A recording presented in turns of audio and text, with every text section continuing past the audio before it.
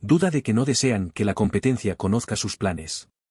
En el trabajo, yo no seré completamente franco si con ello puedo violentar o ofender a alguien, y tampoco en muchas situaciones en las que la estrategia inteligente es elegir cuidadosamente las palabras.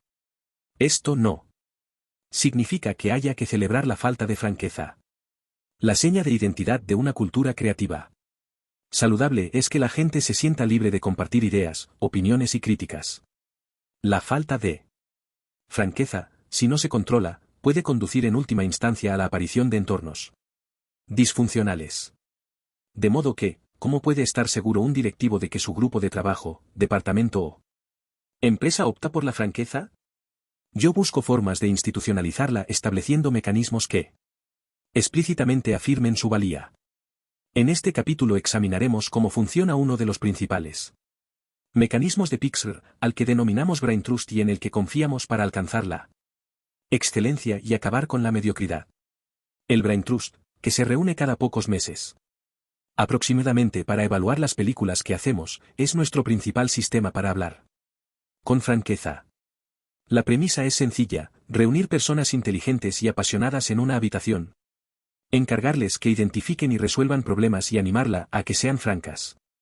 La gente que se creería obligada a ser sincera en cierto modo se siente más libre cuando se le pide que sea franca, le está dando la opción de decir lo que piensa, y por lo tanto, cuando lo hace, tiende a ser sincera.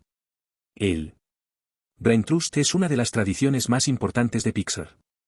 No es infalible, a veces, las conversaciones que tienen lugar allí solo sirven para poner de manifiesto las dificultades de hablar con franqueza, pero cuando funciona, los resultados son fantásticos.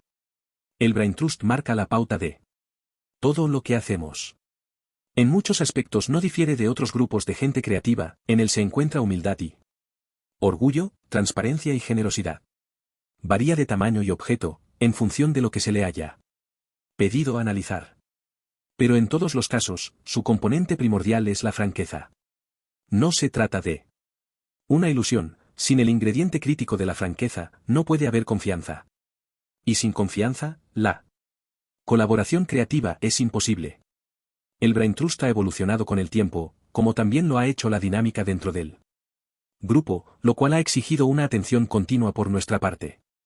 Aunque yo asisto y participo en casi todas las reuniones del Brain Trust y disfruto hablando sobre los guiones, creo que mi principal función, ni la de mi colega Jim Morris, director general de Pixar, es la de asegurar que se proteja y defienda lo esencial de nuestras reuniones.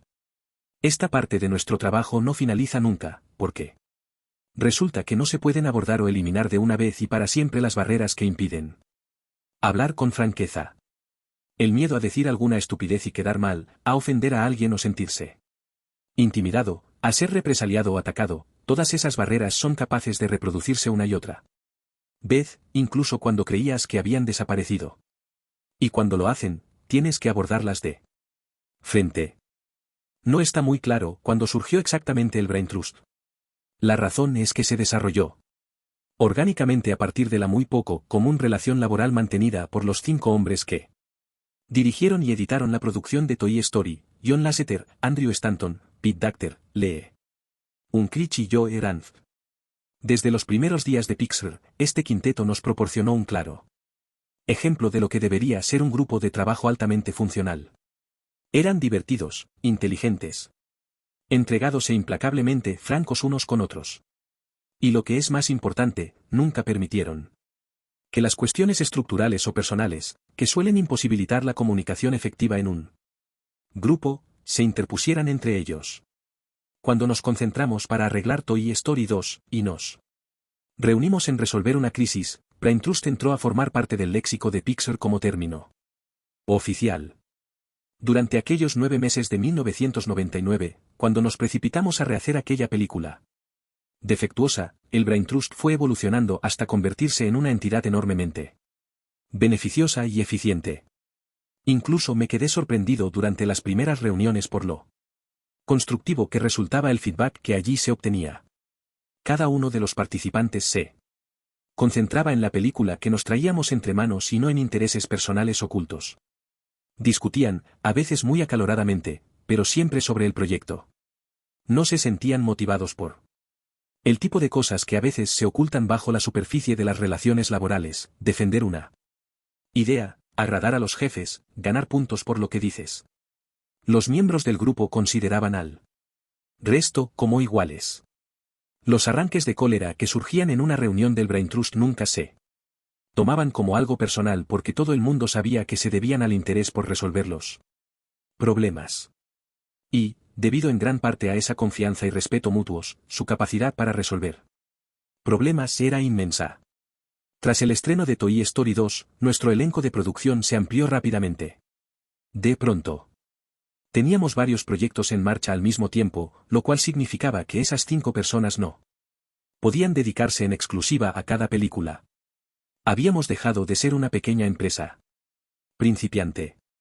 Pete estaba fuera trabajando en Monstruos S.A., Andrew había empezado buscando a Nemo, y Brad Bird se había unido para trabajar en Los Increíbles.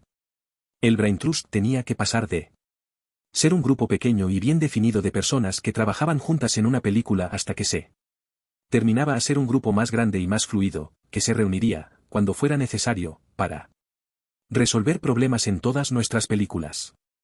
Aunque seguíamos llamándole Brain Trust, no existía una rígida lista de miembros. Con los años se ha ido incorporando una variedad de personas, directores, escritores y responsables del guión a los que únicamente se les exigía que fueran buenos creando historias. Entre esas valiosas incorporaciones estaban Mary Coleman, responsable del departamento de historias de Pixar, los ejecutivos de desarrollo Kill Murray y Karen Pack, y los escritores Michael Arndt, Meg Lefauve, y Victoria Strauss. La sola cosa que nunca cambió es la reclamación de franqueza, algo que, aunque su valor parece evidente, es más difícil de lograr de lo que uno pueda suponer. Imagine que acaba de entrar en una reunión del Brain Trust por primera vez y toma asiento en una sala llena de gente brillante y experimentada para discutir sobre una película que acaba de ser proyectada. Hay muchas razones para ser cuidadoso con lo que dice, ¿no? Quiere ser educado, quiere respetar y adherirse a lo que los demás dicen y no quiere pasar vergüenza o parecer que tiene todas las respuestas. Antes de hablar, por muy seguro que esté, usted se preguntará, ¿es una buena idea o una estupidez? ¿Cuántas veces puedo decir algo tonto antes de que los demás empiecen a dudar de mí? ¿Puedo decirle al director que su protagonista es antipático o que la segunda parte es incomprensible? No es que usted quiera ser deshonesto o no comunicar su opinión a los demás. En esta etapa, ni siquiera está pensando en ser franco. Está pensando en no quedar como un idiota. Para complicar la cuestión existe el hecho de que usted no es el único que se está enfrentando a esas dudas. Todo el mundo lo hace, el condicionamiento social nos impide decir la verdad a quienes percibimos en una posición de más poder. Luego está la naturaleza humana. Cuanta más gente haya en la habitación, mayor es la presión para que nos comportemos educadamente.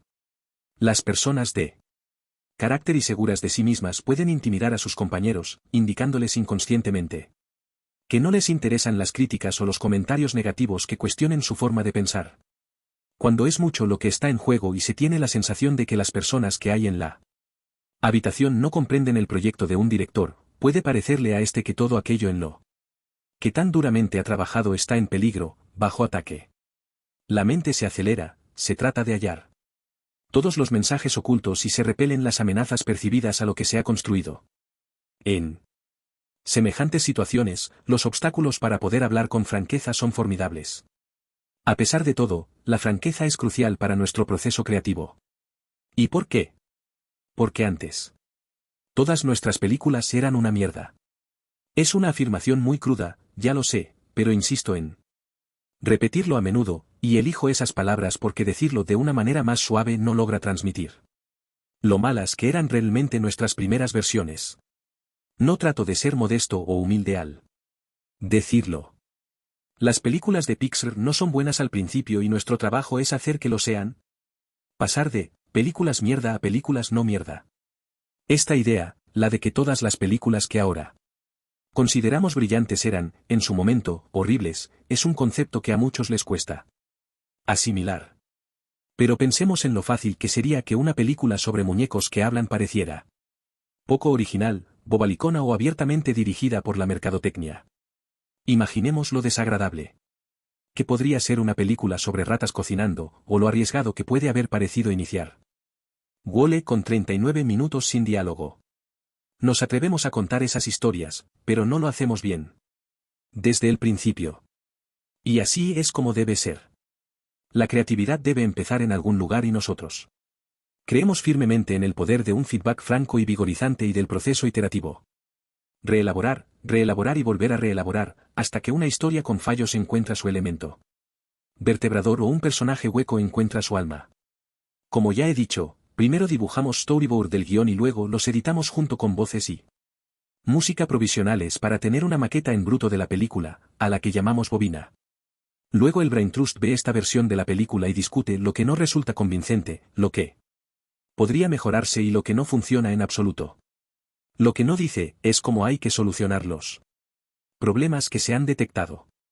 Ponen a prueba los puntos débiles, hacen sugerencias, pero es al director a quien corresponde señalar el camino a seguir. A los 3 o 6 meses se genera una nueva versión de la película, y luego se repite el mismo proceso. Hacen falta unas 12.000 viñetas de storyboard para hacer una bobina de 90 minutos, dada la naturaleza iterativa del proceso que estoy describiendo. Los equipos que generan la historia suelen haber realizado 10 veces ese número para cuando se termina el trabajo. En general, la película va mejorando a cada repetición, aunque a veces el director se queda estancado, incapaz de asimilar el feedback que recibe. Afortunadamente, pronto se celebra otra reunión del Brain Trust. Para comprender cómo funciona el Brain Trust y por qué es tan importante para Pixar, hay que comenzar por exponer una verdad elemental: la gente que emprende complicados proyectos creativos pierde el hilo en algún punto del proceso. Forma parte de la naturaleza de las cosas. Para crear hay que interiorizar y casi fundirse con el proyecto durante un tiempo, y esa cuasifusión con el proyecto es una parte esencial de la creación. Pero también es confusa. Allí donde el guionista o director de la película tenía las cosas claras, ahora ha perdido la perspectiva. Allí donde antes podía ver un bosque, ahora solo ve los árboles. Los detalles se unen para oscurecer el todo, y ello dificulta sustancialmente el avance en cualquier dirección. La experiencia puede ser abrumadora. Por muy inteligentes, organizados o clarividentes que sean, todos los directores se pierden en algún momento durante el proceso. Ello crea un problema para quienes tratan de dar un feedback útil. ¿Cómo lograr que un director solucione un problema que no puede ver? La respuesta depende, desde luego, de la situación. El director puede estar en lo cierto con respecto al potencial impacto de su idea principal, pero quizá no la ha expuesto lo suficientemente bien para que el Brain Trust la comprenda. Quizá no se da cuenta de que gran parte de lo que cree que es visible en la pantalla solo es visible en su propia cabeza. O quizá las ideas presentadas en las bobinas no funcionan y nunca lo van a hacer, y la única solución es hacer modificaciones o empezar de nuevo. En cualquier caso, el proceso de clarificación exige paciencia y franqueza. En Hollywood, los ejecutivos del estudio normalmente comunican sus críticas, tras el primer visionado de una película, entregando extensos comentarios al director. Se proyecta la película y se redactan y entregan las sugerencias unos días más tarde.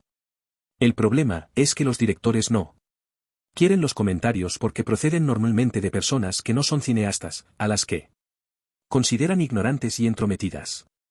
Por lo tanto, existe una tensión latente entre los directores y los estudios que les contratan. En pocas palabras, los estudios pagan las facturas y quieren que las películas tengan éxito comercial, mientras que los directores quieren mantener su visión artística.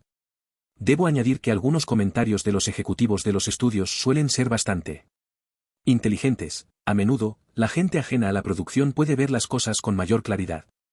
Pero sí a lo difícil que es ser el director responsable de un proyecto que, como he dicho, es muy malo. Durante meses hasta que mejora, se le añade el rencor acumulado por los comentarios de personas no creativas. La tensión resultante hace que sea difícil salvar la brecha entre arte y negocio. Y esa es la razón por la que en Pixar no elaboramos comentarios de esa manera. Hemos desarrollado un modelo propio, basado en nuestra determinación de ser un estudio dirigido por cineastas. Ello no significa que no exista la jerarquía.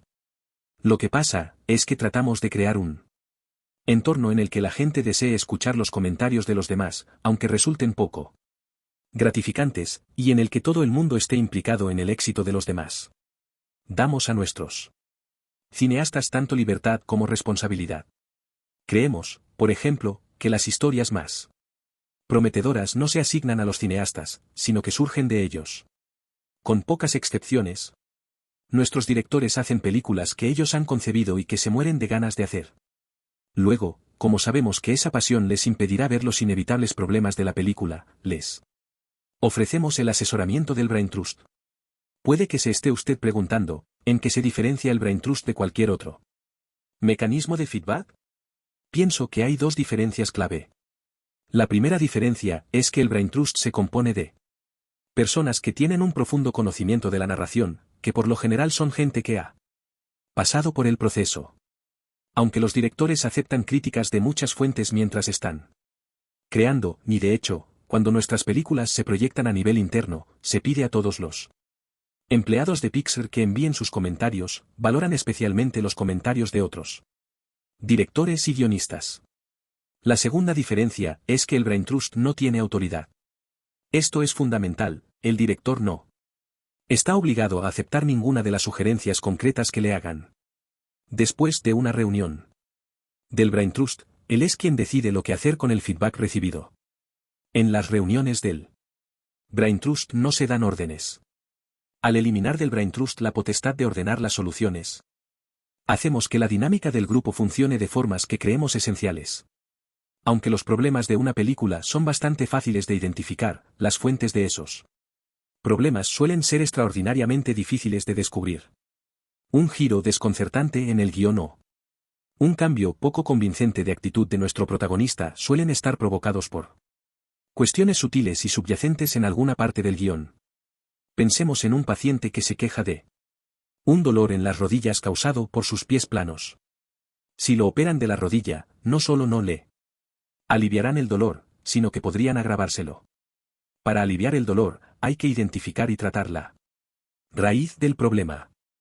Los comentarios del Brain Trust, por lo tanto, pretenden sacar a la luz las causas reales de los problemas, no exigir una solución específica. Además, no queremos que el Brain Trust resuelva el problema de un director porque creemos que, con toda probabilidad, nuestra solución no será tan buena como la que encontrará el propio director o su equipo creativo. Creemos que las ideas, y por lo tanto las películas, solo llegan a ser buenas cuando son rebatidas y puestas a prueba. En la universidad, la evaluación por expertos es el proceso mediante el que los profesores son evaluados por otros colegas de su campo.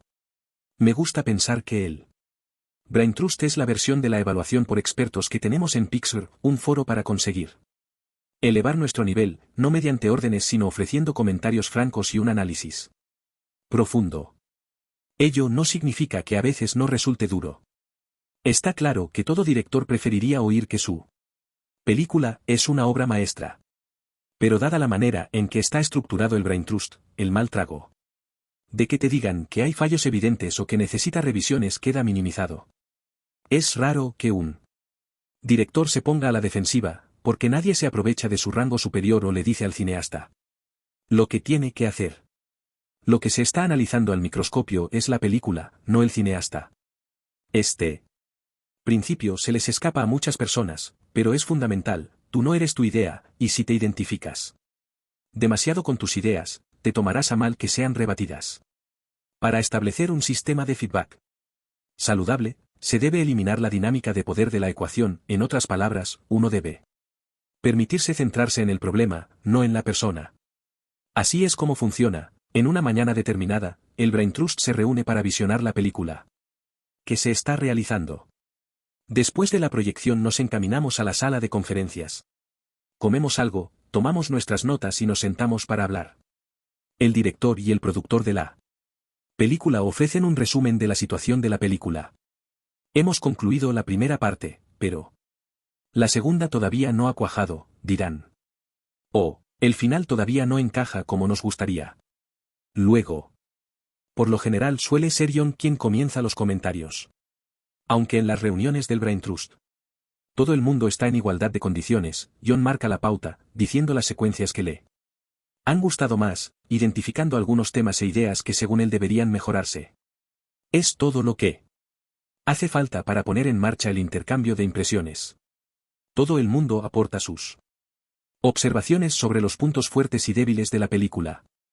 Antes de que lleguemos a las fuerzas que conforman ese debate, dediquemos un momento a examinar las cosas desde el punto de vista de los cineastas. Para algunos, estas sesiones son fundamentales. Michael Arndt, que escribió Toy Story 3, dice que para hacer grandes películas los cineastas deben pasar, en cierto punto, de crear la historia para sí mismos a crearla para otros. Cree que el Brain Trust aporta ese punto que resulta necesariamente doloroso. Parte del sufrimiento proviene de ceder el control, dice. Para mí puede ser la broma más divertida del mundo, pero sí. En la sala no se ríe nadie, la tengo que suprimir. Duele que ellos puedan ver algo que tú no ves. Rich Moore, cuya primera película de animación para Disney fue Rompe Ralph, compara el Brain Trust con un grupo de personas que trabajan cada una en su propio puzzle. Desde que John y yo asumimos la dirección de Disney Animation, ese estudio también ha adoptado esta tradición de franqueza.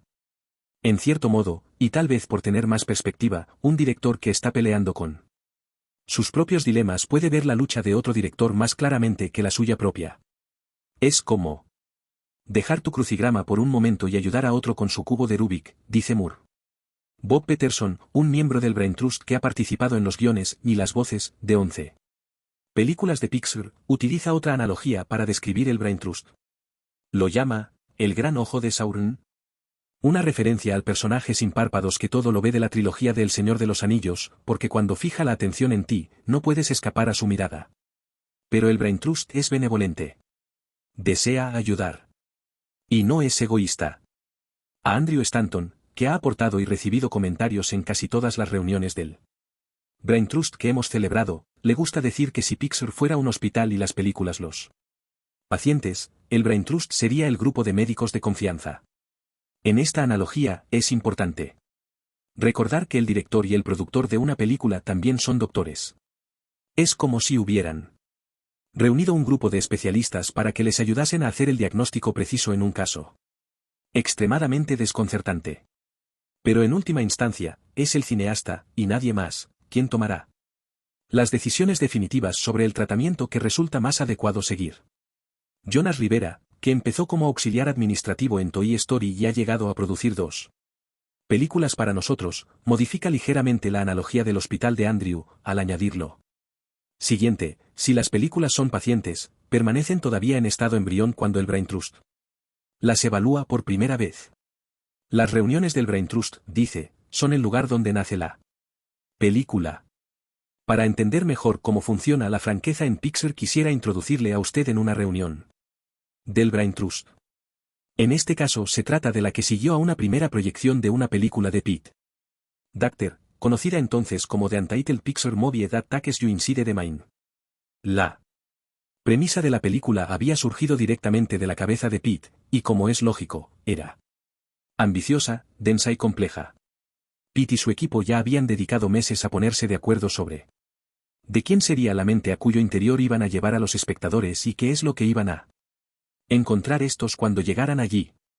En lo que concierne al Brain Trust, asistió casi al completo, había 20 personas sentadas a la mesa y 15 más en sillas contra las paredes. Todo el mundo cogió un plato con comida al entrar y, después de una pequeña charla, se puso a trabajar. Antes de la proyección Pete había descrito lo que se había elaborado hasta la fecha con respecto al concepto de la película y los puntos específicos de la historia, que esperaba conectaran con el público. ¿Qué hay en la mente?, preguntó a sus colegas. Emociones, respondió, y hemos trabajado muy duro para conseguir que estos personajes se parezcan a lo que sienten las emociones. Tenemos a nuestro personaje principal, una emoción llamada joy, la alegría, que es efervescente. Literalmente brilla cuando está emocionada. Luego tenemos a Fear, miedo. Él se considera fino y seguro de sí mismo, pero es un manojo de nervios y tiende a alucinar. Los otros personajes son ira. Tristeza, tiene forma de lágrimas, y repugnancia, que se pasa el tiempo desdeñándolo todo.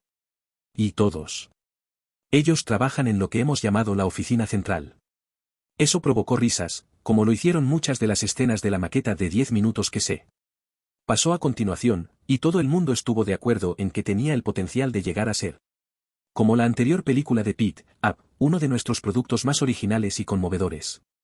Como ya he dicho, Pete es único en la recreación de momentos sutiles que divierten y transmiten una emotividad auténtica, y su idea de dar vida a emociones contrapuestas era genial y estaba llena de posibilidades. Sin embargo, a medida que se iba desarrollando el Brain Trust parecía haber consenso acerca de que una de las principales escenas de la película, una discusión entre dos personajes, acerca de por qué algunos recuerdos se desvanecen mientras otros perduran para siempre, era demasiado endeble para transmitir al público las profundas ideas que la película trataba de abordar. Pete es un tipo grandote, mide 1,94 m, pero a pesar de su tamaño emana una gran delicadeza. Esto se demostró una vez más en la sala de conferencias, mientras escuchaba nuestro análisis sobre lo que fallaba en esta escena central. Su rostro se mostraba sereno, sin pizca de aflicción. Ya había pasado por esto muchas veces y confiaba en la ayuda de su poder para llegar a donde estaba intentando ir. En el centro de la mesa, Brad Bird se giró en su silla. Brad entró en Pixar en 2000, después de haber escrito y dirigido El Gigante de Hierro en Warner Bros., y la primera película que hizo con nosotros fue Los Increíbles, que se estrenó en 2004. Brad es un rebelde nato que lucha contra el conformismo creativo cualquiera que sea el disfraz bajo el que se esconda. El olor del triunfo artístico es su droga, y con su rápida y energética forma de actuar convertirá casi cualquier cosa en una batalla que hay que ganar por la causa de la creatividad, aunque no haya nadie cerca a quien combatir. De modo que no resultó una sorpresa que fuera uno de los primeros en expresar sus reservas acerca del núcleo de un guión que le parecía demasiado endeble. Entiendo que deseas que la historia sea sencilla y creíble, le dijo a Pete, pero creo que necesitamos algo con lo que el público pueda sentirse más implicado. A continuación habló Andrew Stanton. A Andrew le gusta decir que la gente necesita equivocarse lo antes posible. En una batalla, si te encuentras frente a dos colinas y no sabes bien cuál de ellas atacar, dice, lo más correcto es elegir rápidamente. Si descubres que te has equivocado de colina, da la vuelta y ataca la otra. En esta situación, la única línea de actuación inaceptable es ponerte a correr entre las colinas. Lo que parecía estar sugiriendo es que Pete y su equipo habían asaltado la colina. Que no debían. Creo que tienes que dedicar más tiempo a establecer las reglas de tu mundo imaginario, dijo. Cada película de Pixar tiene sus propias reglas, que los espectadores deben aceptar y disfrutar a continuación. En las películas de Toy Story, por ejemplo, los humanos no oyen nunca las voces de los juguetes. Las ratas de Ratatouille andan a cuatro patas, como los bichos normales, salvo Remy, nuestra estrella, cuya postura erguida le distingue del resto. En la película de Pete, una de las reglas, al menos de momento, era que los recuerdos, representados como brillantes globos de cristal, se almacenaban en el cerebro tras recorrer un laberinto de toboganes hasta una especie de archivo. Cuando se recuperaban o recordaban, volvían a atravesar otra maraña de toboganes, como los bolos devueltos a los jugadores en la bolera. Ese constructo particular era elegante y eficaz, pero Andrew sugirió que se debía establecer y aclarar otra regla, como cambiaban con el tiempo los recuerdos y las emociones, a medida que el cerebro envejecía. Ese era el momento de la película, dijo Andrew, en el que había que introducir algunos temas clave. Al oír eso recordé que, en Toy Story 2, la incorporación de Wishy había ayudado inmediatamente a introducir la idea de que los juguetes estropeados pueden ser abandonados para siempre y sin amor en una estantería. Andrew creía que en este caso existía otra oportunidad impactante y se estaba desaprovechando, razón por la cual no funcionaba la película.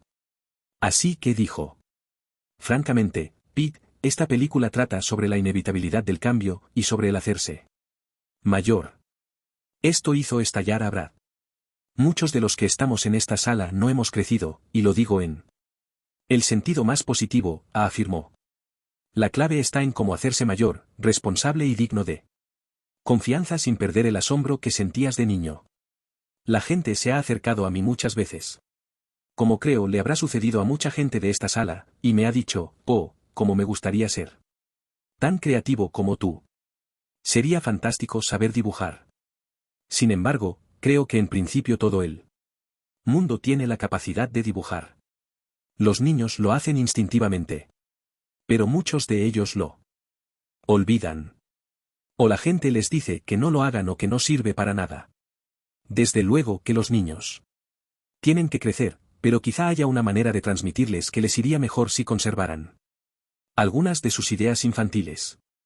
Pete, creo que te mereces un enorme aplauso, la idea que estás intentando convertir en película es impresionante, continuó Brad con voz afectuosa. Ya te lo he dicho sobre películas anteriores. Estás intentando hacer un triple salto mortal en medio de un viento huracanado y te cabreas contigo mismo por no caer de pie. Y lo que es increíble es que sigas vivo.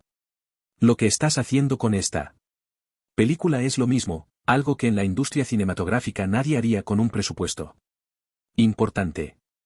Así que una gran ronda de aplausos. Brad hizo una pausa y todo el mundo aplaudió. Luego sonrió a Pete, quien sonrió a su vez. Y te van a llover palos por todas partes, dijo Brad. Un importante corolario a la afirmación de que en el Brain Trust debe reinar la franqueza es que los cineastas deben estar dispuestos a escuchar la verdad. La franqueza solo sirve si la persona que recibe el mensaje está abierta y dispuesta, si es necesario, a deshacerse de las cosas que no funcionan. Jonas Rivera, el productor de la película de Pete, intenta que ese doloroso proceso resulte más sencillo haciendo algo que él llama, poner en titulares, los puntos principales de las sesiones del Brain Trust para cualquier director con el que esté trabajando, resumiendo las diversas observaciones para que sean fáciles de digerir. Una vez terminada aquella reunión del Brain Trust, eso es exactamente lo que hizo para Pete, suprimiendo los aspectos que parecían más problemáticos y recordándole las escenas que parecían destacar más. Entonces, ¿qué nos cargamos?, preguntó Jonas. ¿Qué volvemos a reconsiderar? ¿Qué es lo que te gusta? ¿Has cambiado de opinión con respecto a lo que te gustaba antes? Me gusta el comienzo de la película, respondió Pete. Jonas levantó la mano en un gesto de asentimiento. De acuerdo, entonces esa es la película, dijo. La forma en que escribamos el guión tiene que encajar con eso. Estoy de acuerdo, dijo Pete. Ya estaban encaminados. Conversaciones francas, debates animados, risas y afecto. Si pudiera destilar los ingredientes más esenciales de una reunión del Brain Trust, esas 4 cosas estarían sin duda entre ellos. Pero los recién llegados a menudo observan otra cosa, el volumen. Normalmente, los asistentes aún Brain Trust se entusiasman y se excitan tanto que hablan al mismo tiempo y levantan la voz. Tengo que admitir que ha habido momentos en que los de fuera han llegado a pensar que estaban presenciando una discusión acalorada o alguna especie de altercado. Nada de eso, aunque entiendo su confusión. Producto de su incapacidad, tras una breve visita, de captar el objetivo del Brain Trust. Una discusión acalorada durante una reunión del Brain Trust no tiene como objetivo que una persona se salga con la suya. En la medida en que se produzca una discusión, lo único que se pretende es que de ella salga la verdad. Esa es parte de la razón de que Steve Jobs no viniera a las reuniones del Brain Trust de Pixar, una prohibición de mutuo acuerdo, basada en mi creencia de que su imponente presencia dificultaría aún más la franqueza. Habíamos llegado a este acuerdo allá por 1993, un día en que yo visitaba Microsoft y Steve me llamó por teléfono, preocupado porque me estaban animando a que aceptara un trabajo en esa empresa. Yo no tenía ninguna intención de trabajar en Microsoft y esa no era la razón de mi visita, pero sabía que él estaba nervioso y aproveché la oportunidad para ejercer mi influencia. El Brain Trust funciona muy bien, le dije. Pero si tú asistes a las reuniones, el grupo cambiará su conducta. Estuvo de acuerdo, pensando que John y los guionistas sabían más sobre narración cinematográfica que él, les dejó el trabajo a ellos. En Apple tenía fama de ocuparse hasta del detalle más nimio de cada producto, pero no creía que en Pixar pudiera hacerlo mejor que el equipo de allí. Así que se quedó fuera de juego. Eso demuestra la importancia de la franqueza en Pixar, está por encima de la jerarquía. En las reuniones del Brain Trust los comentarios han de ser francos, pero son mucho más que eso. Las sesiones creativas más productivas permiten analizar muchísimas líneas de pensamiento. Tomemos el ejemplo de Wall-E, que al principio se llamaba Trash Planet. Durante mucho tiempo. Esa película terminaba con nuestro robot compactador de basura de ojos saltones salvando de la destrucción en un cubo de basura a su amada robot exploradora, Eva. Pero había algo en ese final. Que fallaba, que no acababa de ser redondo. Mantuvimos interminables discusiones sobre ello, pero Andrew Stanton, el director, tenía dificultades para percibir lo que fallaba y aún más para encontrar una solución. Lo más difícil de entender era que el hilo argumental romántico parecía correcto. Estaba claro que Wall-E salvaría a Eva ya que se había enamorado desde el momento en que la vio. Por primera vez. En cierto sentido, eso era precisamente el fallo. Y fue Brad Bird quien se lo señaló a Andrew en una reunión del Brain Trust. Has negado a tu público el momento que estaba esperando. Dijo, el momento en que Eva se deshace de toda su programación y va a salvar a Wall-E. Dáselo. El público lo quiere. En cuanto Brad lo dijo, fue como dar en la diana, Bean. Después de la reunión Andrew se marchó a escribir un final completamente nuevo en el que Eva salva a Wall-E. Y en la siguiente proyección nadie se libró de tener los ojos húmedos. Michael Arndt recuerda que fue Andrew quien, entre tanto, hizo un comentario en un Brain Trust sobre Toy Story 3 que alteró de manera fundamental el final de la segunda parte de la película. En ese punto de la película, Lotso, el osito de peluche villano y líder de la guardería de juguetes, es derrocado después de un motín de los juguetes. Pero el problema era que el motín no parecía creíble. Porque la causa que lo desencadenaba no resultaba convincente. En el borrador de la historia, dijo Michael, yo hacía que Woody soltara un gran discurso heroico sobre lo mezquino que era Lotso, con lo que cambiaba la forma en que todo el mundo consideraba al osito. Pero en el Brain Trust, Andrew dijo, no me lo trago. Esos juguetes no son tontos. Saben que Lotso es un mal tipo. Simplemente le siguen porque tiene más poder, punto. Esto suscitó una animada discusión en la sala. Hasta que, finalmente, Michael dio con una analogía, si consideras que Lotso es Stalin, y los otros muñecos, sus temerosos súbditos, entonces Bebote, el muñeco calvo con un ojo saltón que actúa como matón de Lotso, es el ejército de Stalin. En ese momento, empezó por fin a surgir una solución. Si derribas al ejército, te puedes librar de Stalin, dijo Michael. De modo que la cuestión era, ¿qué puede hacer Woody para que Bebote se vuelva contra Lotso? Ese era el problema al que tuve que hacer frente. La solución que encontró Michael fue revelar una afrenta hasta entonces desconocida, que la doblez de Lotso hizo que Bebote fuera abandonado por la niña que era su dueña. Pero Michael nunca la habría encontrado de no ser por el Brain Trust. Es natural que la gente tema que un entorno tan crítico resulte amenazante y desagradable, como una visita al dentista. La clave es considerar las opiniones que se ofrecen en cualquier grupo de feedback que funciona bien como un plus, no como algo competitivo. En un planteamiento competitivo se comparan las ideas con las tuyas propias, convirtiendo la conversación en un debate en el que alguien gana y otro pierde. Un planteamiento aditivo, sin embargo, se inicia partiendo de la base de que cada participante aporta algo, aunque solo sea una idea que pone en marcha el debate y que en última instancia no funciona. El Brain Trust es valioso porque amplía tu propia perspectiva, permitiéndote mirar, al menos brevemente, a través de los ojos de los demás. Brad Bird tiene un ejemplo estupendo sobre esto, una vez el Brain Trust le ayudó a arreglar algo que él no había considerado problemático. Durante la producción de Los Increíbles la gente planteó sus dudas respecto a una escena en la que Ellen y Bob Parr, también conocidos como Elastigirl y Mr. Increíble, están discutiendo. Muchos pensaron en el Brain Trust que la escena, en la que a Bob le pillan andando sigilosamente por su casa en plena noche después de haber estado haciendo de superhéroe, era muy mala. Lo que a Brad le gusta de este ejemplo es que el Brain Trust le sirvió para encontrar una solución pese a que él era incapaz de darse cuenta de lo que fallaba. La solución que se sugirió en la sesión del Brain Trust no fue la más adecuada, y sin embargo, Brad dice que le ayudó enormemente. En ocasiones el Brain Trust sabe que algo está mal, pero identifica el síntoma que no toca, dijo. Yo sabía cuál era el tono de la película, yo había captado el tono y todo el mundo lo aceptó.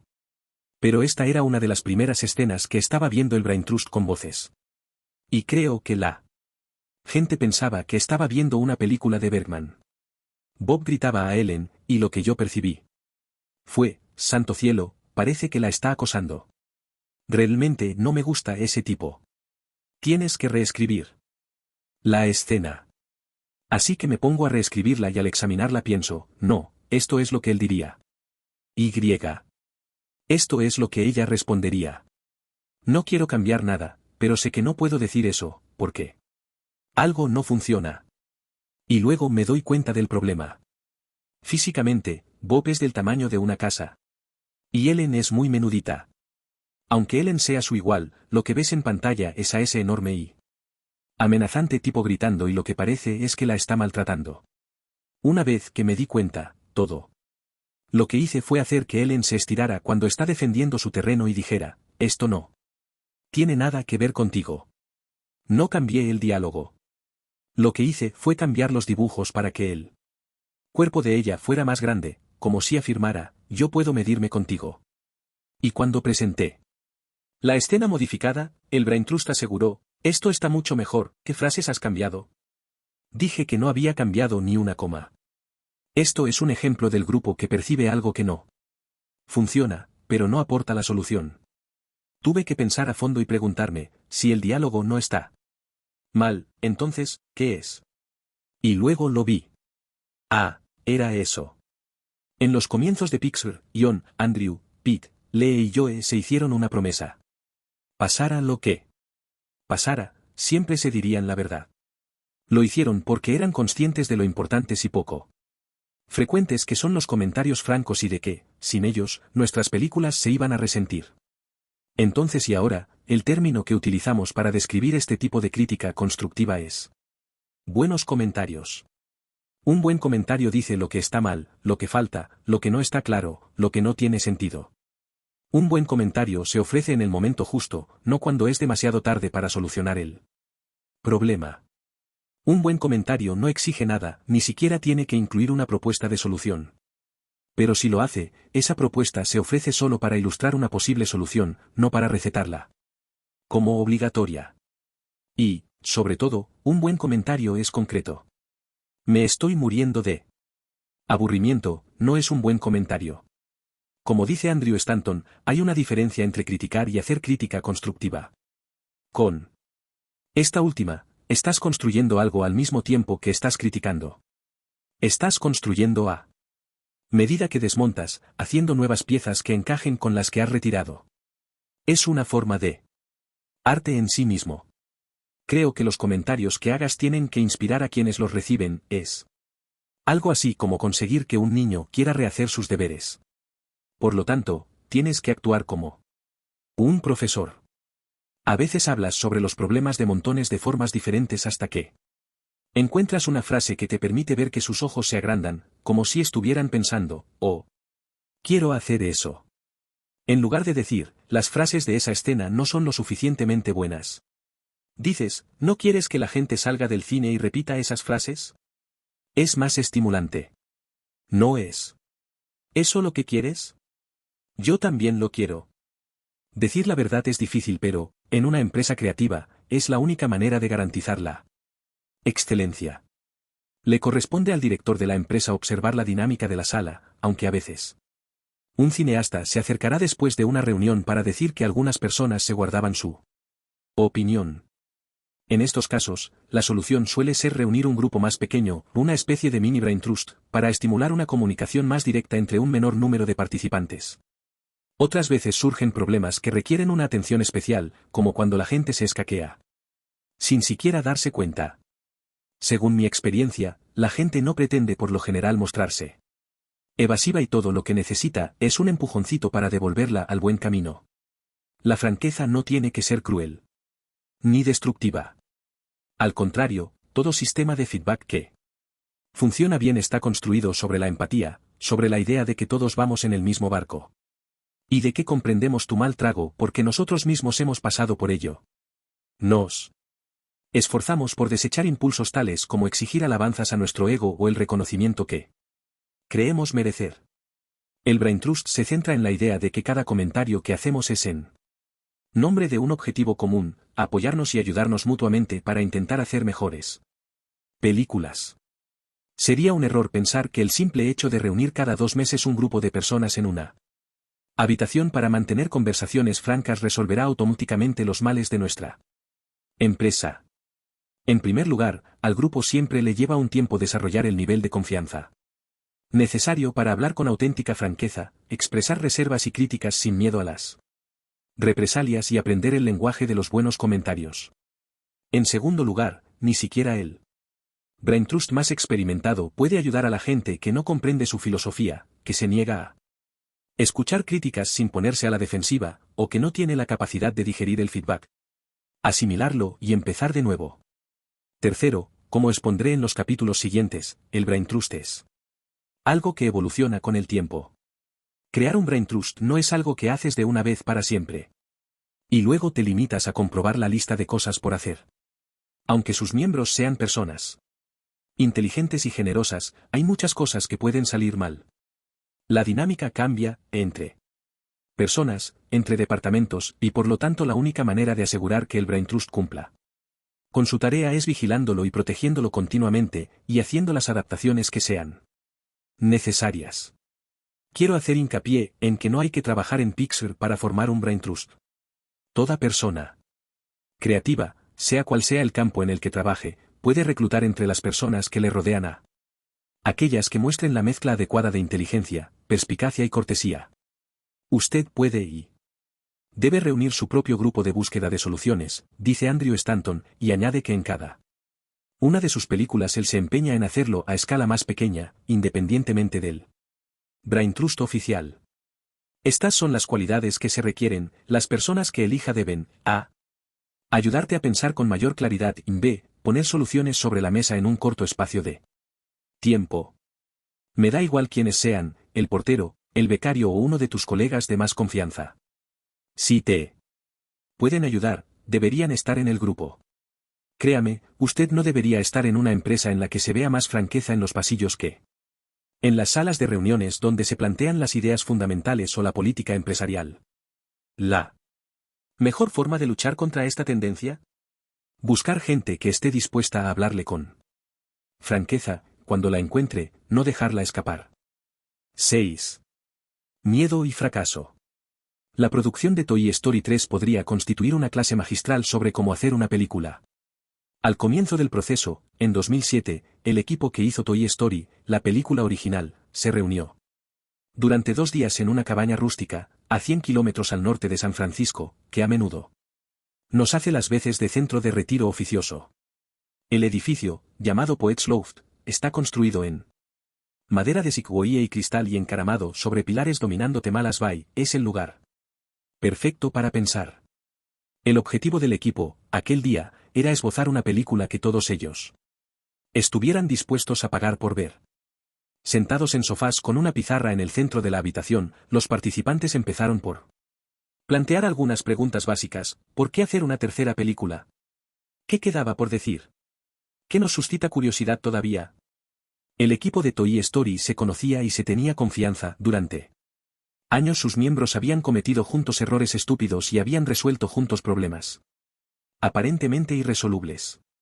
La clave era centrarse menos en el objetivo final y más en lo que todavía le intrigaba a cada uno de unos personajes que, para entonces, todos consideraban personas a las que realmente conocían. De vez en cuando alguien se levantaba y exponía lo que tenía hasta la fecha, tratando de resumir la tercera parte de una historia como si fuera la publicidad de la carátula del DVD. Se hacían comentarios y regresaban, literalmente, a la mesa de dibujo. Entonces alguien dio la pista que hacía falta para encontrar el punto de partida. Hemos tratado mucho durante años y de diferentes maneras el tema de que Andy se hace mayor y se desprende de sus juguetes. De modo que, ¿por qué no pasamos directamente a esa idea? ¿Cómo se sentirían los juguetes si Andy se marchara a la universidad? Aunque nadie sabía cómo responder exactamente a esa pregunta, todo el mundo se dio cuenta de que habíamos dado con la idea, el arranque, que Daría vida a Toy Story 3. A partir de aquel momento, la película pareció cobrar sentido.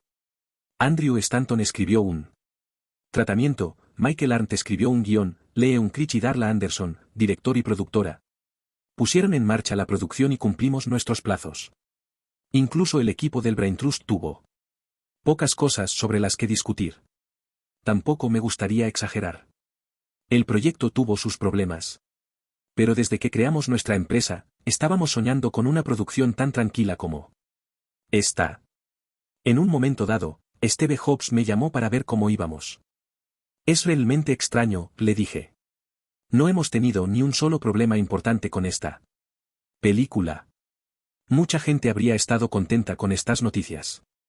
Pero no Steve. Cuidado, respondió. Puede resultar peligroso. No creo que haya motivos de alarma, continué.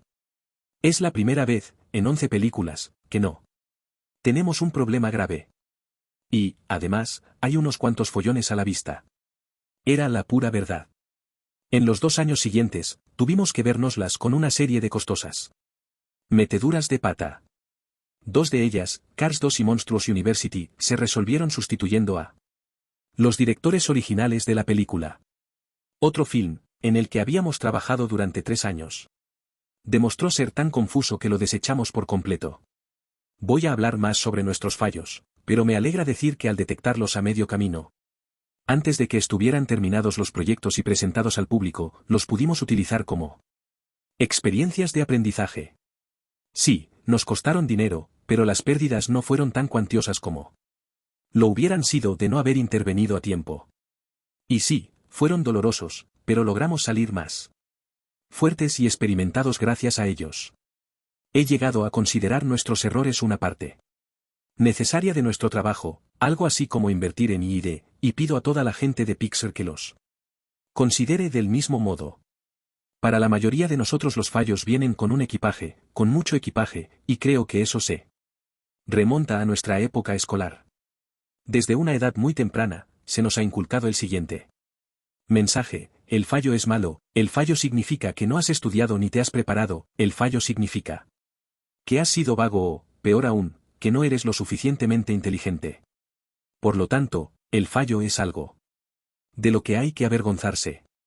Esta percepción se transmite a la edad adulta, incluso en personas que han aprendido a repetir como un loro los conocidos argumentos sobre la parte positiva del fallo. ¿Cuántos artículos ha leído usted sobre este tema? Y, sin embargo, aunque asientan con la cabeza, muchos lectores de esos artículos siguen teniendo la misma reacción emocional que cuando eran niños. No pueden evitarlo, esa temprana experiencia de vergüenza está demasiado arraigada para borrarla.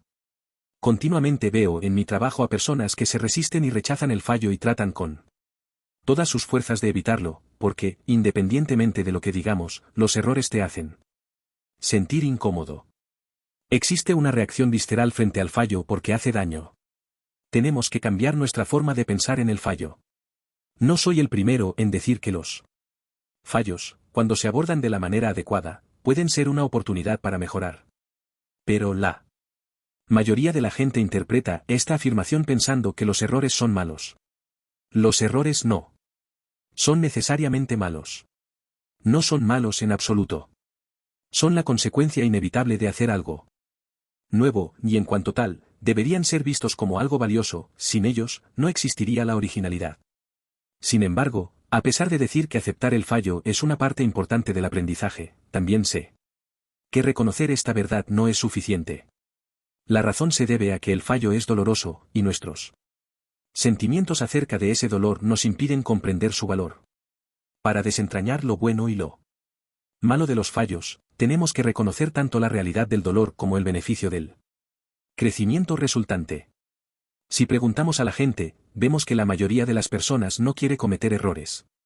Pero Andrew Stanton no es igual que la mayoría. Como ya he mencionado, es conocido en Pixar por repetir las frases: comete un error pronto y rápido, y equivócate lo antes posible. Él cree que un error es como aprender a montar en bicicleta. No es concebible que aprendas a hacerlo sin cometer fallos y sin caerte varias veces. Consigue una bicicleta que sea lo más baja posible, ponte coderas y Rodilleras para que no te dé miedo caerte y empieza, dice. Si se aplica esta forma de pensar a todo lo nuevo que intentes hacer, se puede empezar a derribar la connotación negativa asociada a cometer errores. Tú no dirías a alguien que está aprendiendo a tocar la guitarra que piense cuidadosamente dónde va a poner los dedos antes de rasguear, porque lo único que conseguirás es que haga un rasgueo y punto. Y si no lo hace bien, mejor que lo deje. Esa no es forma de aprender, ¿verdad? Dice Andrew. Esto no significa que Andrew disfrute cuando presenta su trabajo para que sea juzgado por otros y le encuentran errores. Pero admite la posibilidad del fallo aceptándolo de antemano, buscando mecanismos que conviertan el disgusto en progreso. Equivocarse lo antes posible es optar por una forma de aprender rápida y agresiva. Andrew lo hace sin titubear. Aunque muchas personas de nuestra empresa han escuchado a Andrew decir esto repetidas veces, todavía no lo captan. Piensan que significa aceptar los fallos con dignidad y pasar a otra cosa. La mejor y más sutil interpretación es que el fallo es una manifestación del aprendizaje y la investigación. Si no experimentas el fracaso, estás cometiendo un error todavía peor, estás funcionando bajo el deseo de evitarlo. Y especialmente para los líderes, esta estrategia, tratar de evitar el fracaso haciendo como que no existe, conduce directamente a él. Como dice Andrew, hacer que las cosas avancen permite al equipo que diriges sentir que va en un barco que navega hacia tierra. Es lo opuesto de tener un líder que dice, todavía no estoy seguro. Voy a mirar el mapa. Un poco más y nos vamos a quedar flotando aquí, ustedes dejen de remar hasta que yo haya descubierto qué pasa.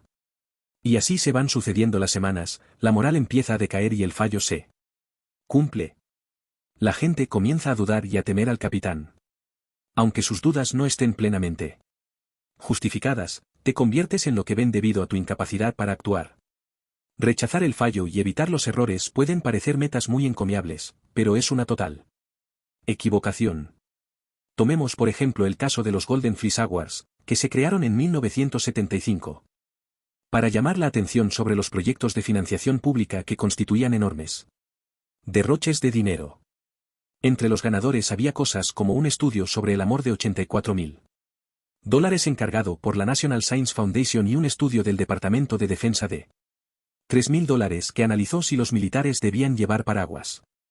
Aunque ese atento examen pudo parecer una buena idea en aquel momento, tuvo un efecto escalofriante sobre la investigación. Nadie quería ganar un premio Golden Fleece porque, con la aparente intención de evitar el derroche, sus organizadores habían logrado que resultara peligroso y embarazoso cometer errores. Lo cierto es que si financias miles de proyectos de investigación cada año, algunos tendrán consecuencias evidentes, mensurables y positivas, mientras que otros no servirán para nada. No. Somos muy buenos prediciendo el futuro, es un hecho, y sin embargo los Golden Fleece Awards implicaban tácitamente que los investigadores deberían saber antes de hacer su estudio si los resultados del mismo tendrían o no valor. El fracaso se estaba utilizando como un arma, en lugar de como agente de aprendizaje. Y eso tuvo repercusiones, el hecho de que fracasar te podía hacer merecedor del escarnio público distorsionó la manera que tenían los investigadores de elegir proyectos. La política del fracaso impedía por lo tanto nuestro avance. Existe una forma rápida de determinar si su empresa ha adoptado una definición negativa del fallo. Pregúntese qué pasa cuando se descubre un error. La gente se calla y se repliega en sí misma o se reúne para desentrañar las causas de los problemas que han impedido avanzar. Se pregunta de ¿quién es la culpa? En ese caso, su cultura es de las que castiga el fallo. Fallar ya es lo suficientemente complicado como para encima ponerse a buscar un chivo expiatorio. En las culturas basadas en el miedo y con aversión al fallo, la gente evitará consciente o inconscientemente el riesgo. Buscará en cambio repetir algo seguro que haya funcionado bien en el pasado. Su trabajo será poco original y nada innovador. Pero si usted puede lograr la comprensión positiva del fallo, sucederá lo contrario.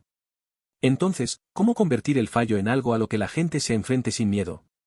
Parte de la respuesta es sencilla: si nosotros, los líderes, podemos hablar de nuestros errores y de nuestra responsabilidad sobre los mismos, permitimos que otros también lo hagan. Usted no huye de Ellos ni hace ver que no existen. Esa es la razón por lo que recalco la importancia de hablar abiertamente de nuestras meteduras de pata en Pixar, porque creo que nos enseñan algo importante. Estar abierto a los problemas es el primer paso para aprender de ellos. Mi meta no es suprimir completamente el miedo, porque es algo inevitable en situaciones en las que uno se juega mucho. Pero lo que pretendo es que no nos atenace. Aunque no queremos cometer demasiados errores, debemos considerar su coste como una inversión de futuro. Si usted crea una cultura sin miedo, o lo más cercano a ello que la naturaleza humana permita, la gente dudará menos a la hora de explorar nuevos ámbitos, identificar caminos desconocidos y lanzarse a recorrerlos. Comenzarán también a ver el lado positivo de su determinación, el tiempo que han ahorrado en elucubrar si están en el rumbo correcto o no les vendrá muy bien cuando lleguen a un callejón sin salida y tengan que empezar de nuevo. No basta con elegir un camino, hay que recorrerlo. Al hacerlo verá cosas que posiblemente no podía ver cuando empezó, tal vez no le guste lo que ve, y parte de ello quizás sea confuso, pero al menos habrá explorado el barrio, como nos gusta decir a nosotros.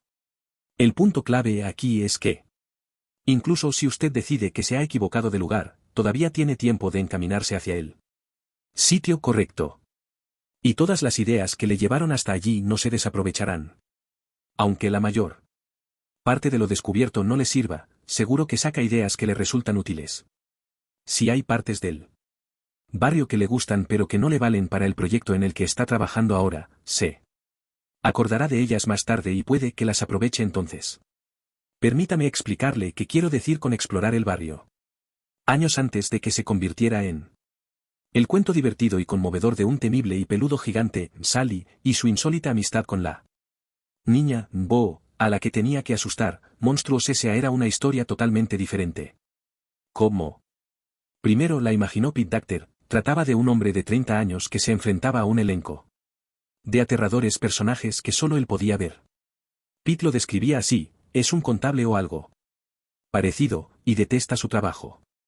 Un día su madre le da un libro con dibujos que él hizo cuando era pequeño. No le da mucha importancia y lo pone en la estantería, pero esa noche los monstruos aparecen. Y solamente él puede verlos. Piensa que está empezando a volverse loco. Le siguen a su trabajo y le acompañan a sus citas. Resulta que esos monstruos son todos los miedos a los que nunca se enfrentó cuando era un niño. Finalmente se hace amigo de ellos, a medida que domina sus miedos, poco a poco empiezan a desaparecer. Todo aquel que haya visto la película sabe que no se parece en nada a esa descripción. Pero lo que nadie sabe es la cantidad de vueltas equivocadas que dio la historia durante años antes de encontrar el norte. La presión a la que Pete estaba sometido era enorme, ya que Monstruos S.A. era la primera película de Pixar no dirigida por John Lasseter, de manera que en cierta medida Pete y su equipo estaban siendo escrutados con el microscopio. Todo intento fallido de enderezar la historia no hacía sino aumentar la presión. Afortunadamente, Pete tenía un concepto básico y lo mantuvo siempre: los monstruos son reales. Y su cometido es asustar a los niños. Pero, ¿cuál es la manifestación más rotunda de esa idea? No podía saberlo hasta que probó unas cuantas opciones. Al principio, la protagonista humana era una niña de 6 años llamada Mary. Luego fue cambiada por un niño. Luego volvió a ser la niña de 6 años. A continuación tenía 7 años, se llamaba Bo y era mandona, incluso autoritaria. Finalmente, Bo fue transformada en un valiente bebé que todavía no hablaba. La idea del personaje amigo de Sally, la bola redonda de un solo ojo a quien Billy Crystal le puso voz, no se añadió hasta más de un año después de que se escribiera el primer tratamiento. El proceso de establecer las reglas del increíblemente intrincado mundo que Pete había creado también le llevó a recorrer incontables callejones sin salida, hasta que por fin esos callejones convergieron en un camino que condujo a la historia hacia el lugar adecuado. El proceso de elaborar una historia es como partir hacia lo desconocido, dice Pete. Sin embargo, siempre hay un principio rector que te conduce mientras recorres los diferentes caminos. En Monstruos S.A., todas nuestras distintas tramas compartían un sentimiento común, la agridulce nostalgia que sientes cuando has solucionado un problema, en este caso, las peripecias de Sally por Devolver a Bo a su propio mundo. Sufres mientras estás tratando de resolverlo, pero al final has desarrollado una especie de cariño que echarás en falta cuando no esté. Sabía que era eso lo que deseaba decir y finalmente logré expresarlo en la película. Aunque el proceso era difícil y exigía tiempo, Pete y su equipo nunca pensaron que un enfoque equivocado significara un fracaso. Al contrario, consideraban que cada idea les acercaba un poco más a la opción ideal. Y eso les permitía acudir todos los días a trabajar con ganas y compromiso. Aunque las cosas no estuvieran nada claras.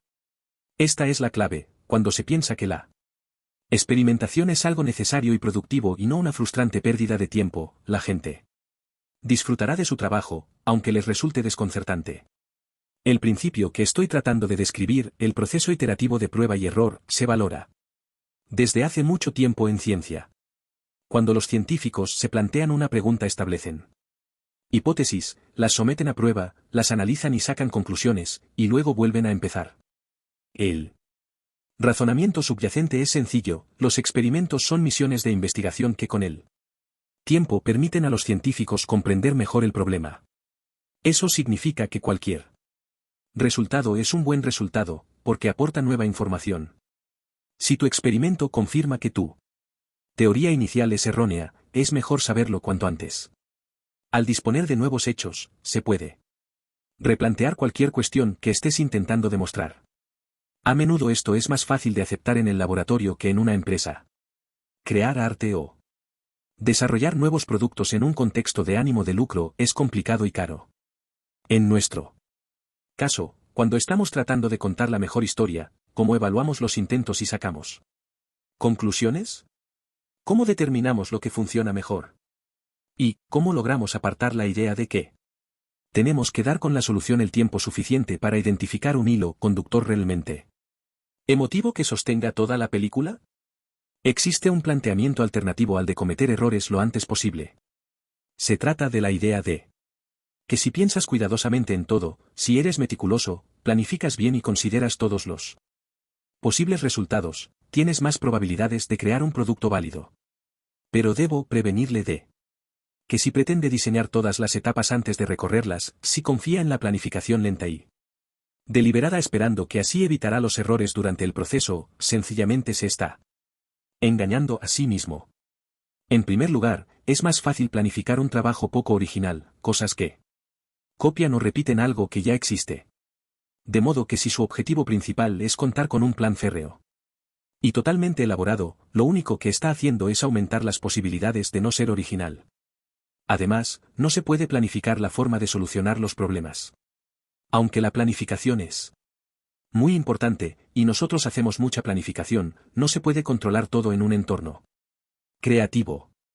He descubierto que, en general, la gente que dedica su energía a pensar en un planteamiento e insiste en que es demasiado pronto para pasar a la acción se equivoca con la misma frecuencia que la gente que se lanza a la piscina y empieza a actuar enseguida.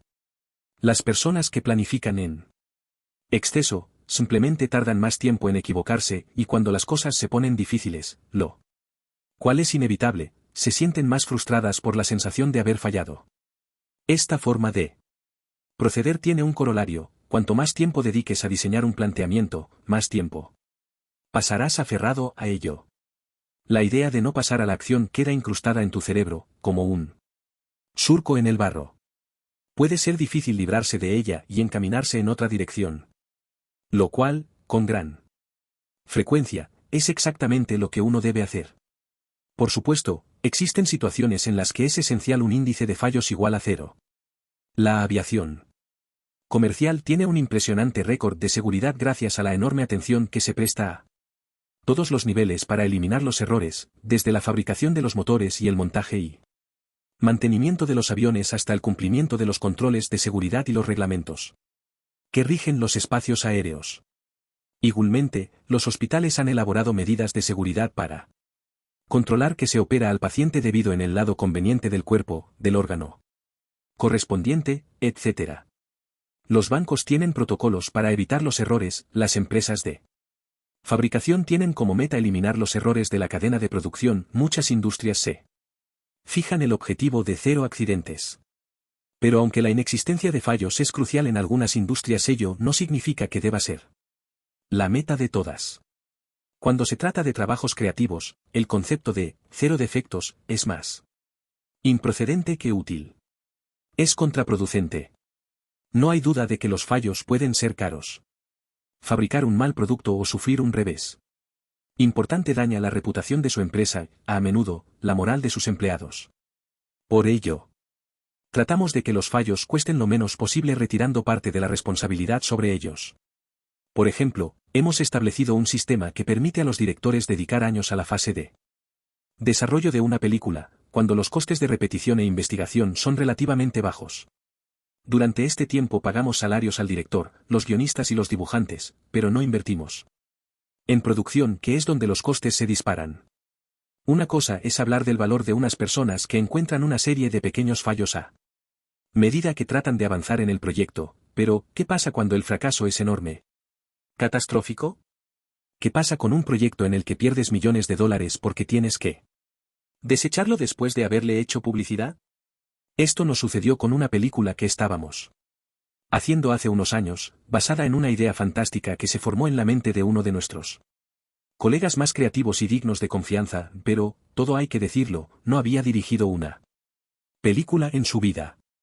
Quería contar la historia de lo que sucede cuando los dos últimos tritones de pies azules, macho y hembra, del planeta, son obligados a estar juntos por la ciencia para salvar la especie, aunque no pueden soportarse el uno al otro. Cuando se puso en pie para hablar y nos lanzó la idea, nos quedamos maravillados. La historia, como la de Ratatouille, era un concepto un tanto insólito, pero veíamos que con el tratamiento adecuado sería una película fenomenal. Es significativo que la idea también surgiera cuando Jim Morris y yo estábamos hablando sobre sí. El éxito de Pixar hacía que nos durmiéramos en los laureles. Algunas de las preguntas que nos planteábamos eran las siguientes: habíamos creado hábitos y reglas innecesarios con el fin de dirigir las producciones y hacer que fueran eficientes. ¿Corríamos el peligro de aletargarnos y volvernos previsibles?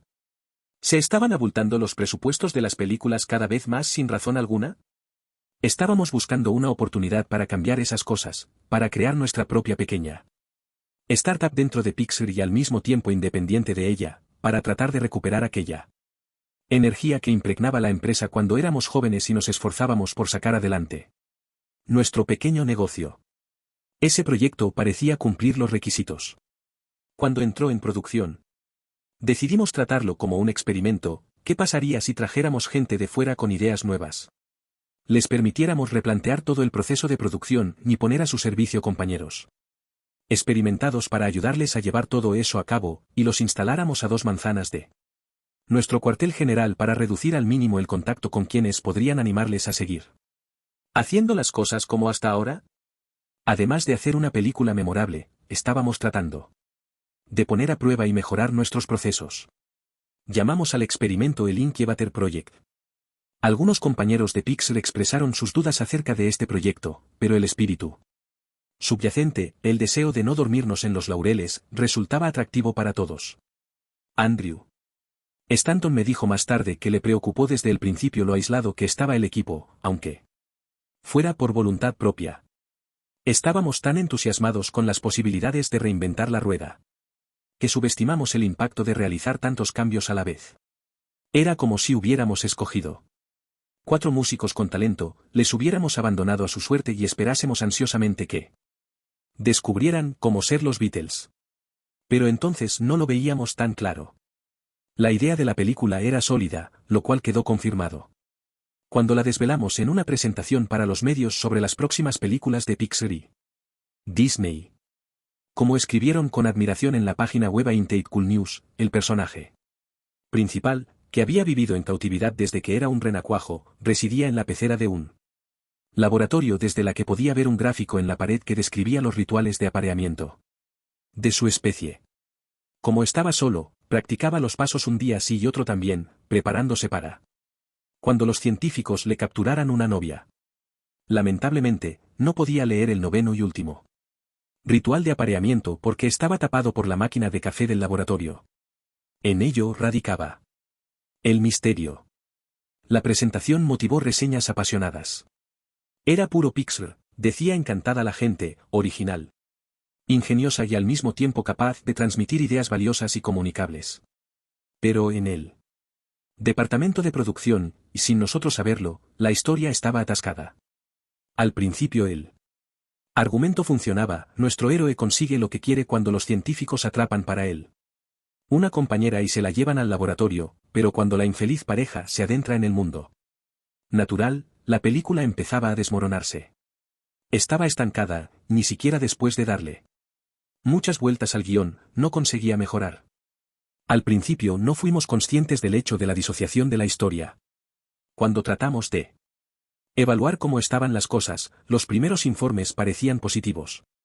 El director estaba firmemente convencido de la historia, y su equipo parecía animado y trabajaba duro, pero no estaban al tanto de algo importante. Los 2 primeros años de desarrollo de una película se deben dedicar a consolidar las secuencias de la historia sometiéndolas incesantemente a prueba, algo así como templar el acero. Y eso requería tomar decisiones, no solamente mantener debates abstractos. Aunque todos los que trabajaban en ella tenían las mejores intenciones, la película había quedado empantanada en una maraña de posibilidades e hipótesis. El resultado final era que, por emplear la analogía de Andrew, aunque en el bote todo el mundo remaba, no se avanzaba. Cuando finalmente nos dimos cuenta de lo que pasaba, después de que unas cuantas personas experimentadas de Pixar acudieran para ayudarles e informaran de lo que habían visto, ya era demasiado tarde. El estilo Pixar es invertir en una visión singular y lo habíamos hecho, a lo grande. En este proyecto no nos planteamos cambiar al director porque la historia era suya, y sin él como motor, no creíamos que pudiéramos terminar la película. Así que en mayo de 2010, con gran dolor, dimos por concluida la producción. Habrá gente que piense al leer esto que el error fue empezar la producción de esa película. Un director novato, un guión sin terminar, es fácil mirar atrás, después del cerrojazo, y decir que solo esos factores tendrían que habernos disuadido desde el principio. Pero no estoy de acuerdo. Aunque nos costó tiempo y dinero ponerla en marcha, opino que la inversión valió la pena. Aprendimos a equilibrar mejor las nuevas ideas con las viejas, y aprendimos que habíamos cometido un error al no pedir ninguna aportación explícita a todos los líderes de Pixar sobre la naturaleza de lo que estábamos tratando de hacer. Estas son lecciones que nos serían muy útiles después, cuando adoptamos nuevo software y cambiamos algunos de nuestros procesos técnicos. Aunque la experimentación amedrenta a muchos, sostengo que tendríamos que estar mucho más atemorizados por la postura opuesta. Tener demasiado miedo al riesgo hace que muchas empresas dejen de innovar y rechacen nuevas ideas, que es el primer paso hacia la irrelevancia. Probablemente muchas empresas han patinado más por esta razón que por atreverse a traspasar los límites y asumir riesgos. Y también, por supuesto, a cometer fallos. Para ser una empresa realmente creativa, hay que emprender cosas que puedan fallar. Resumiendo todo lo dicho sobre la aceptación del fallo, si una película, o cualquier otra empresa creativa, no mejora a un ritmo razonable, es que hay un problema. Si un director plantea una serie de soluciones que no mejoran la película, uno puede llegar a la conclusión de que tal vez no sea él adecuado para el trabajo, lo cual a veces es precisamente la conclusión correcta. Pero, ¿dónde poner el límite? ¿Cuántos errores son demasiados?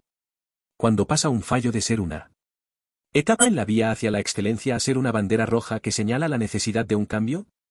Confiamos mucho en las sesiones del Brain Trust como método para que nuestros directores reciban todos los comentarios y el soporte que necesitan, pero hay problemas que ese proceso no puede solucionar. ¿Qué hacer cuando la franqueza no basta? Estas son las preguntas que nos plantearon varios de nuestros quebraderos de cabeza. El nuestro es un estudio enfocado al cineasta, lo cual significa que nuestra meta es dejar que la gente creativa oriente nuestros proyectos. Pero cuando una película se queda atascada y resulta claro no solo que no funciona sino que su director no sabe cómo arreglarla, tenemos que sustituirlo o cancelar el proyecto. Puede que usted se pregunte, si es verdad que todas las películas fallan al principio, y si el estilo de Pixar es dejar que los cineastas, no el Brain Trust, tengan la última palabra para arreglar lo que se ha torcido, entonces, ¿cómo saben cuándo intervenir? El criterio que utilizamos es intervenir cuando un director pierde la confianza de su equipo. En cada película de Pixar trabajan unas 300 personas, que están habituadas a que se realicen infinitos ajustes y cambios mientras la historia va encontrando su camino. En general, la gente de los equipos cinematográficos es comprensiva. Reconocen que siempre hay problemas, de modo que, aunque pueden ser críticos, no se precipitan a emitir juicios. Su primer impulso es trabajar más duro. Cuando un director toma la palabra en una reunión y dice, me doy cuenta de que esta escena no funciona y todavía no sé cómo arreglarla, pero lo estoy intentando. Sigamos trabajando, el equipo le seguirá hasta el fin del mundo. Pero cuando un problema se está enconando y todos parecen mirar para otro lado, o cuando la gente se sienta y espera a que le digan lo que tiene que hacer, el equipo se inquieta. No es que no les guste el director, por lo general les gusta. Es que pierden confianza en su capacidad para llevar la película a buen puerto. Razón por la cual considero al equipo el barómetro más fiable. Si se siente confuso, su líder también lo está. Cuando esto sucede hay que actuar. Para saber cuándo hacerlo, debemos buscar atentamente señales de que una película está estancada. Esta es una. Se realiza una sesión del Brain Trust, se hacen comentarios, 3 meses más tarde, la película permanece sin cambios. Algo no funciona. Puede que usted diga, un momento, creí que usted decía que los directores no tenían que obedecer a los comentarios. Y no están obligados a hacerlo. Pero los directores deben encontrar maneras de solucionar los problemas que son planteados por el grupo porque el Brain Trust representa al público.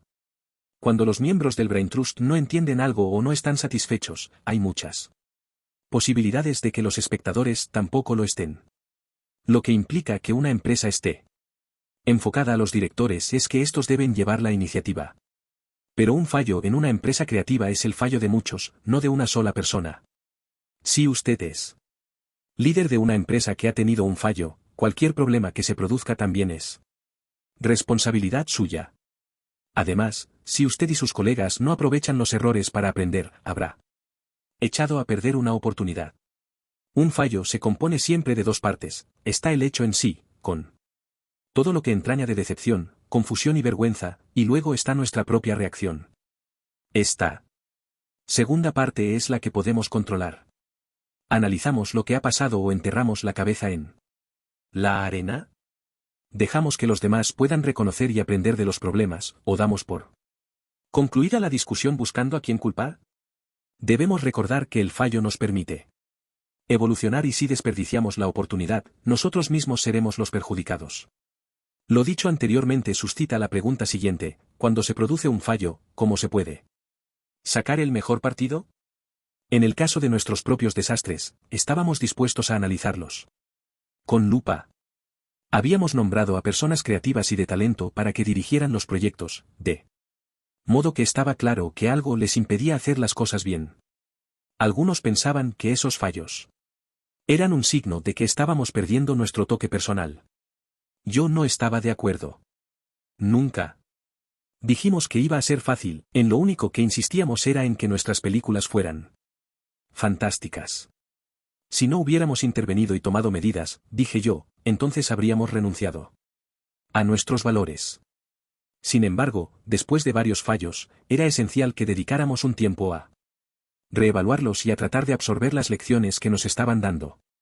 Así que en marzo de 2011, Jim Morris, director general de Pixar, dispuso una reunión de directores y productores del estudio, unas 20 personas en total. El orden del día solamente contenía una pregunta: ¿por qué se han producido tantos fallos seguidos? No tratábamos de señalar a nadie con el dedo. Queríamos recobrar el liderazgo creativo de la empresa para solucionar los problemas subyacentes que nos estaban llevando por el mal camino. Jim inició la reunión agradeciendo a todo el mundo su asistencia y recordándonos por qué estábamos allí. No hay nada más importante para que nuestro estudio siga teniendo éxito, dijo, como la capacidad de desarrollar nuevos proyectos y directores, y sin embargo, es innegable que estamos haciendo algo mal. Hemos tratado de aumentar el número de películas estrenadas, pero estamos bloqueados. Nuestra meta durante los 2 próximos días, añadió, será descubrir lo que nos falta y diseñar modos de crearlo y ponerlo a funcionar. Lo que resultó evidente de inmediato fue que ninguno de los asistentes trataba de negar su implicación en esos fallos. Tampoco culpaban a nadie de los problemas existentes ni pedían a los demás que los resolvieran. El lenguaje que empleaban para hablar de esas cuestiones demostraba que las consideraban propias. ¿Hay alguna forma mejor, aparte de las notas del Brain Trust, de mostrar a nuestros directores la importancia del arco emocional?, preguntó alguien. Pienso que debo compartir mi experiencia con otras personas, dijo otro. No podía sentirme más orgulloso. Estaba claro que se juzgaban responsables del problema y de su solución.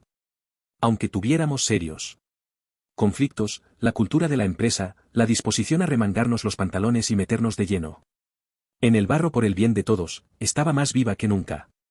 En tanto que equipo, analizamos los supuestos de los que habíamos partido y por qué habíamos tomado esas decisiones erróneas.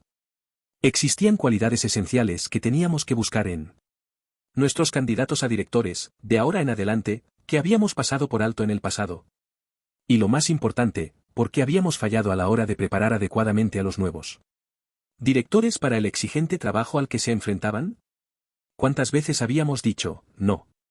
Vamos a dejar que fallen, y luego habíamos permitido que lo hicieran?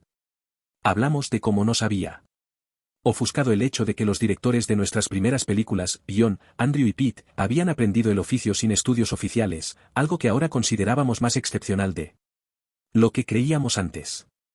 Hablamos sobre el hecho de que Andrew, Pete y Lee habían pasado años trabajando codo con codo junto a John, absorbiendo sus lecciones, la necesidad de ser resolutivo, por ejemplo, y su manera de ir sonsacando ideas en grupo. Andrew y Pete, los primeros directores de Pixar que siguieron los pasos de John, tuvieron que afrontar retos durante el proceso, pero al final habían tenido un éxito espectacular. Asumimos que otros harían lo mismo.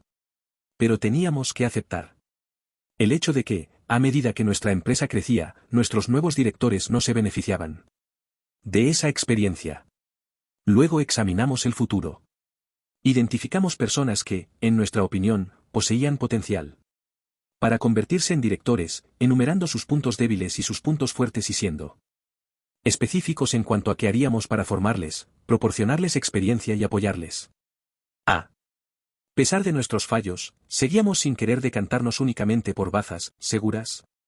Entendíamos que asumir riesgos creativos y de liderazgo era esencial para nosotros, a veces, eso significaba dejar el mando a alguien que podía no encajar en el concepto tradicional de director cinematográfico. Y, sin embargo, mientras tomábamos esas decisiones poco convencionales, todo el mundo estaba de acuerdo en que era preciso diseñar medios mejores y más explícitos para enseñar y preparar a aquellos que según nosotros tenían la capacidad necesaria para hacer películas. En lugar de esperar que nuestros candidatos a directores absorbieran nuestra cultura por ósmosis, decidimos crear un programa oficial de tutoría que diera a otros, en cierto sentido, lo que Pete, Andrew y Lee habían experimentado al trabajar tan estrechamente con John en los primeros días. En adelante, cada director de la casa se reuniría semanalmente con sus pupilos para darles asesoramiento tanto práctico como motivacional mientras estos desarrollaban ideas que esperaban convertir en películas. Más adelante, cuando reflexionaba sobre esa reunión con Andrew, este expresó lo que consideró un punto importante. Me dijo que él y otros directores con experiencia tenían la responsabilidad de enseñar. Esa debería ser una parte fundamental de su trabajo, incluso mientras seguían haciendo sus propias películas. La clave es encontrar la forma de enseñar a otros a hacer la mejor película posible con cualquiera que tengan en su equipo, porque lógicamente, algún día nosotros no estaremos. Dijo. Walt Disney no lo hizo. Y sin él, Disney Animation no fue capaz de sobrevivir sin experimentar casi 2 décadas de hundimiento. Esa es la auténtica meta, podemos enseñar la forma de que nuestros directores sigan haciendo cosas buenas cuando nosotros no estemos. ¿Quién mejor para enseñar que los más capaces de entre nosotros? Y no estoy hablando solamente de seminarios o de clases.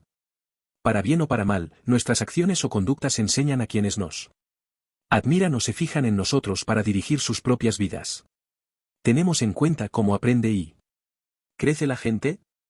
Como líderes, deberíamos considerarnos a nosotros mismos profesores y tratar de Crear empresas en las que enseñar fuera visto como una forma valiosa de contribuir al éxito general. Pensamos que la mayor parte de las actividades son oportunidades de enseñar y que las experiencias constituyen vías de aprendizaje. Una de las principales responsabilidades del liderazgo es crear una cultura que recompense a aquellos que hacen subir no solo el precio de nuestras acciones sino también nuestras aspiraciones. Tratar sobre el fallo y sus efectos en cadena no es un mero ejercicio académico. Si lo abordamos es para intentar comprender mejor, para eliminar las barreras al pleno compromiso creativo. Una de las principales barreras es el miedo, y aunque el fallo es algo inherente a la acción, el miedo no debería serlo. La meta, entonces, es desconectar el miedo del fallo para crear un entorno en el que cometer errores no llene de pavor a sus empleados. ¿Cómo se logra eso exactamente?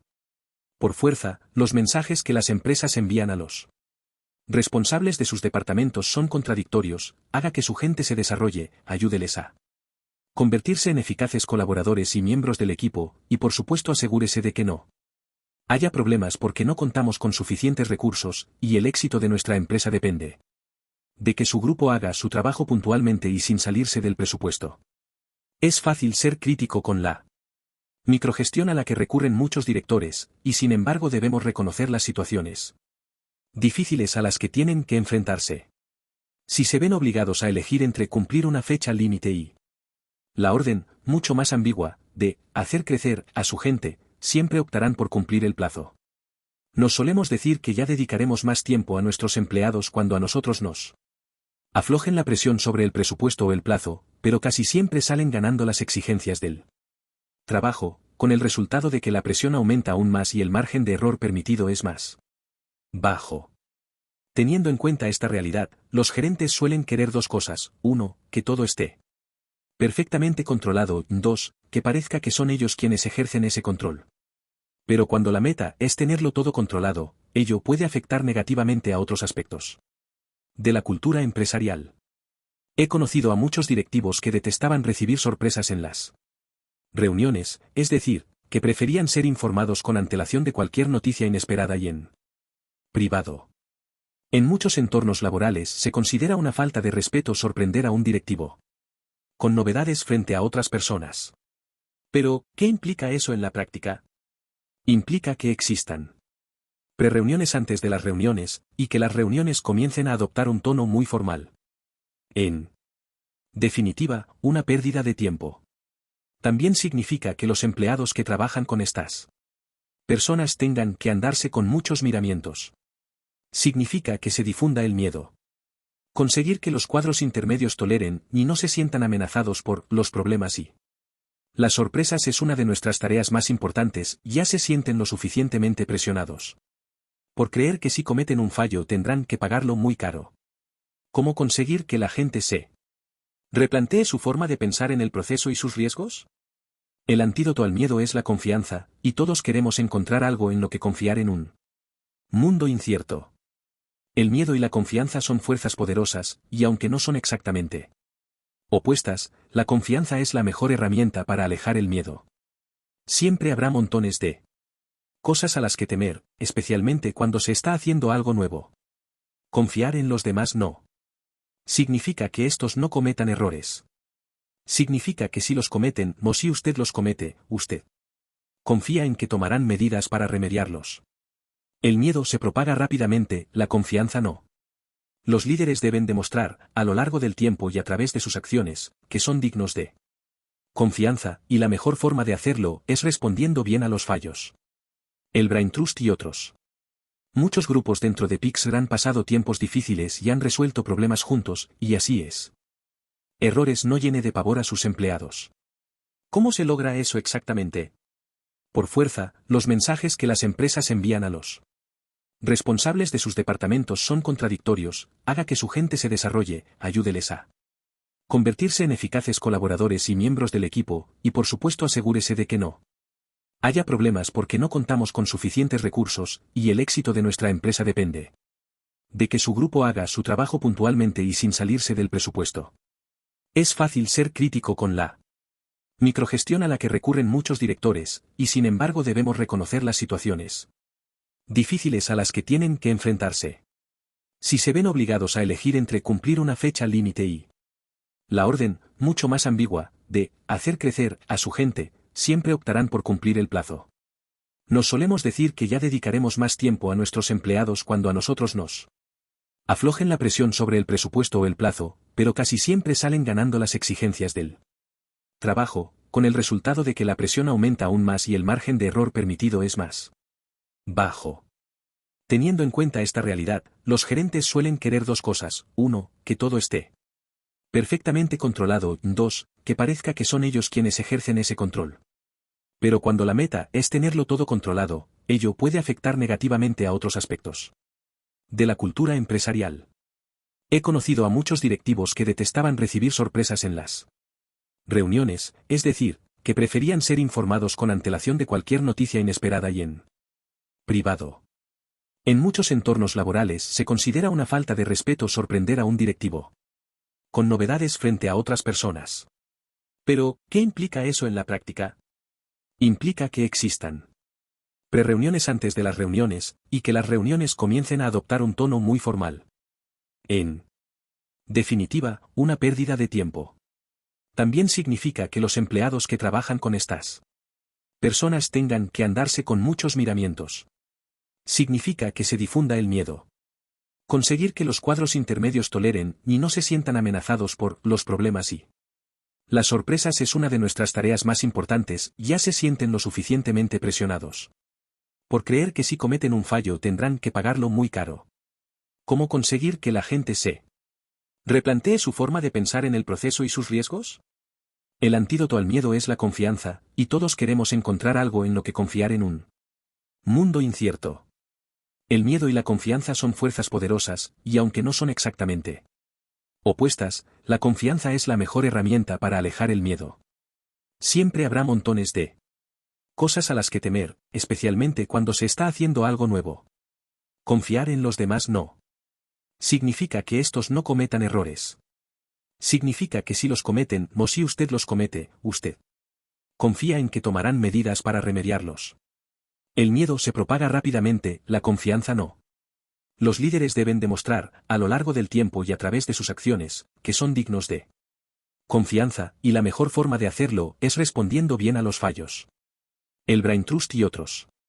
Muchos grupos dentro de Pixar han pasado tiempos difíciles y han resuelto problemas juntos, y así es. Charla cuento la historia de cuando fui gerente en New York Tech, para lo que no me sentía en absoluto capacitado.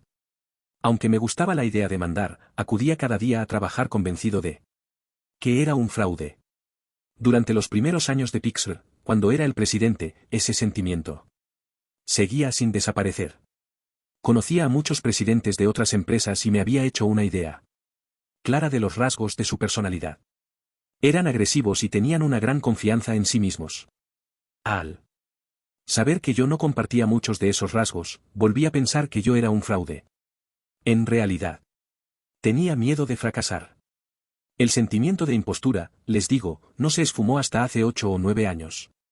Tengo varias cosas a las que agradecer esa evolución, la experiencia de haber sabido capear nuestros fallos y presenciar el éxito de nuestras películas, mi decisión, después de Toy Story, de volver a comprometerme con Pixar y su cultura, y disfrutar de una relación más plena con Steve y John. Entonces, después de confesarme, pregunto al grupo, ¿cuántos de vosotros os sentís como un fraude? Invariablemente, todas las manos de la sala se alzan. Tras ser nombrados gerentes, todos empezamos con cierto grado de temor. Cuando somos nuevos en el cargo imaginamos lo que implica el trabajo para poder hacernos con él, y luego nos comparamos a nosotros mismos con el modelo que tenemos en nuestra mente. Sin embargo, el trabajo no responde nunca a lo imaginado. El truco consiste en olvidar todas las ideas preconcebidas sobre cómo deberíamos ser. Una forma mejor de medir nuestro éxito es examinar a las personas de nuestro equipo y fijarnos en cómo trabajan juntas. ¿Se unirán para resolver problemas importantes? Si la respuesta es sí, la gestión que está haciendo es buena. No percibir correctamente en qué consiste su trabajo es frecuente entre los nuevos directores. Aunque una persona trabaje con un director experimentado como ayudante, y haya demostrado repetidas veces que está capacitada para tomar las riendas de su propia película, cuando finalmente pone manos a la obra nunca resulta como lo había imaginado. Suele dar verdadero miedo descubrir que se tienen responsabilidades que no formaban parte del modelo mental. En el caso de los directores primerizos, el peso de esas responsabilidades no solo es nuevo sino que se intensifica por el historial de nuestras películas anteriores. A todo director de Pixar le preocupa que sea su película la que fracase, la que no sea otro. Número 1. Esa presión está ahí, tú no debes ser el primer fracaso, dice Bob Peterson, un veterano guionista y actor de voz de Pixar. Lo que quieres es que esa presión te sirva como estímulo para decir, yo lo voy a hacer mejor. Pero existe el miedo de no saber si encontrarás la respuesta adecuada. Los directores de la casa que han triunfado son capaces de relajarse y dejar que surjan las ideas sin sentir esa presión. Bob bromea diciendo que, para aliviar esa presión, Pixar debería hacer de forma intencionada una mala película, simplemente para corregir el mercado. Es evidente que nunca nos pondremos a hacer algo terrible, pero la idea de Bob hace pensar, existen formas de demostrar a tus empleados que la empresa no castiga el fallo. Esta insistencia en no solo permitir sino incluso esperar que se cometan errores ha contribuido a que Pixar tenga una cultura única. Como prueba de lo única que es, volvamos de nuevo al ejemplo de Toy Story 3. Como he dicho al comienzo de este capítulo, esta fue la única producción de Pixar durante la que no tuvimos ninguna crisis importante, y después del estreno de la película lo repetí varias veces en público, alabando al equipo por no haber acumulado ni un solo desastre durante la gestación del film. Usted puede pensar que el equipo de Toy Story 3 se sentía contento cuando yo decía esto, pero se equivoca. Las ideas que he estado describiendo acerca del fallo están tan enraizadas en Pixar que la gente que trabajó en Toy Story 3 se ofendió en realidad por mis observaciones. Las interpretaban como si no se hubieran esforzado tanto como sus colegas en otras películas, como si no hubieran dado de sí todo lo posible. Eso no es en absoluto lo que yo quería decir, pero tengo que admitir que me sentí encantado por su reacción. Lo consideré una prueba de lo saludable que es nuestra cultura. Andrew Stanton lo explica de este modo, hemos llegado a un punto en que nos preocupamos si una película no resulta problemática desde el principio. Ello nos pone nerviosos. Hemos llegado a reconocer los signos de la creatividad, de la originalidad. Nos ha empezado a gustar la idea de, nunca antes habíamos tenido este problema y es increíblemente recalcitrante, pero no va a poder con nosotros. Nos resulta un territorio familiar en el buen sentido. En lugar de tratar de evitar todos los errores, deberíamos asumir que nuestra gente tiene buenas intenciones y quiere resolver los problemas. Démosle responsabilidades, dejemos que cometa errores y que los solucione. Si hay un miedo, hay una razón, y nuestro trabajo es encontrar la razón y ponerle remedio. La tarea de dirigir no es evitar los riesgos sino crear la capacidad de subsanar los problemas. 7. La bestia hambrienta y el niño feo. A finales de los años 80 y comienzos de los 90, mientras una ascendente Disney Animation encadenaba una notable serie de éxitos, La Sirenita, La Bella y la Bestia, Aladino, El Rey León, comencé a escuchar una frase que se repetía una y otra vez en las salas de los ejecutivos, tienes que alimentar a la bestia. Como recordarán, Pixar había firmado un contrato para escribir un sistema de gráficos para Disney, el Computer Animation Production System, o CAPS, para pintar y gestionar los dibujos de la animación tradicional. Empezamos a trabajar en el CAPS mientras Disney estaba produciendo La Sirenita, por lo que dispuse de una posición privilegiada para presenciar cómo el éxito de esa película provocó la expansión del estudio y la necesidad de que más proyectos cinematográficos justificaran y dieran empleo al creciente personal. En otras palabras, estaba allí para ser testigo de la creación de la bestia de Disney, y por bestia entiendo cualquier gran grupo que necesite ser alimentado de manera ininterrumpida con una dieta de material nuevo y recursos para poder funcionar.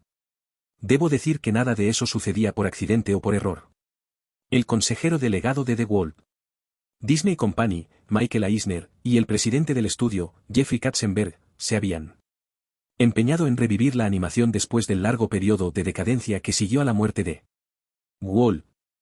En su favor hay que decir que el resultado fue un florecimiento artístico que aprovechó el talento de artistas legendarios que llevaban décadas en el estudio, así como las nuevas ideas de personas recientemente contratadas. Las películas que produjeron no solo fueron enormes éxitos comerciales, sino que se convirtieron inmediatamente en iconos de la cultura popular y, a su vez, propiciaron la explosión de animación que en último término permitiría rodar Toy Story. Pero el éxito de cada nueva película, la Disney también hizo algo más, creó una avidez de triunfos.